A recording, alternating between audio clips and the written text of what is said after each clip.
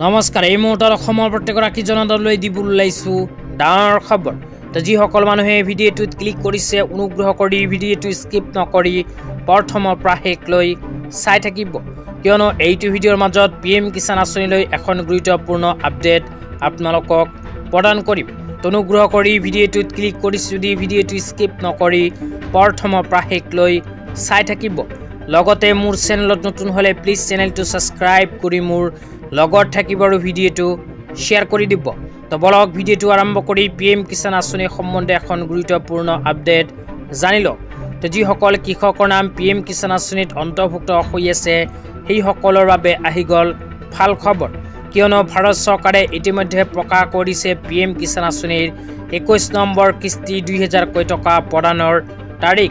তো আপোনালোকৰ নাম যদি PM কিষাণ আঁচনিত অন্তৰ্ভুক্ত হৈ আছে তেন্তে আপোনাৰ বেংক একাউণ্টতো PM কিষাণ আঁচনিৰ 21 নম্বৰ কিস্তি ধন সোমাই যাব।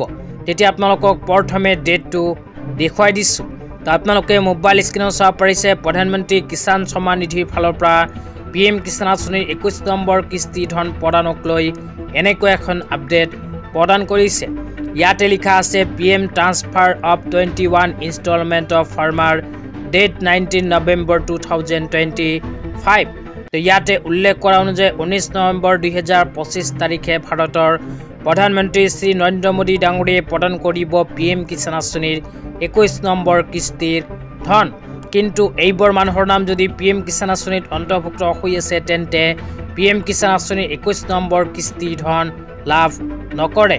তো আপোনালোকে মোবাইল স্ক্ৰীনত চাব পাৰিছে মাই স্কিম পৰ্টেলৰ ফালৰ পৰা এনেকৈ এখন আপডেট PM কিষাণ আঁচনিলৈ আমাৰ হাতত আহি পৰিছে। তেতিয়া আপোনালোকক জনাইছোঁ কোনে কোনে PM কিষাণ আঁচনিৰ টকা নাপাব।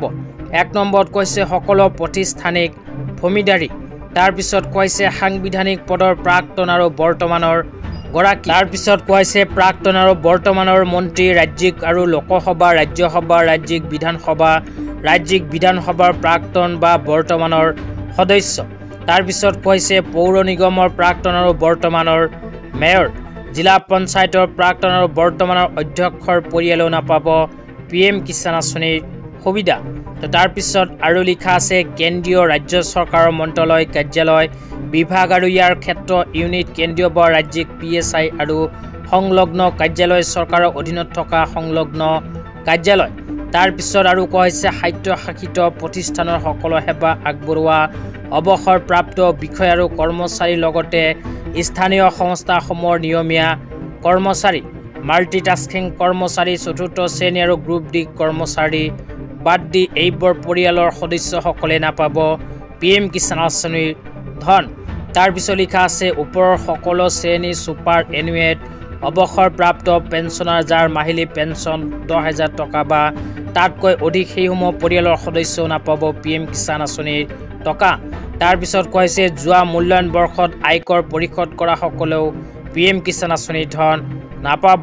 তাৰপিছত কৈছে ডাক্তৰ, অভিযন্তা, উকিল, চাৰ্টাৰ একাউণ্টেণ্ট আৰু স্থাপিতবিদৰ দৰে পেছাধাৰীসকলে পেছাধাৰী সংস্থাত পঞ্জীয়ন কৰিছিল আৰু প্ৰেক্টিচ গ্ৰহণ কৰি পেছা চলাই আছে সেইসকলেও নাপাব PM কিষাণ আঁচনিৰ ধন। তো ধন্যবাদ।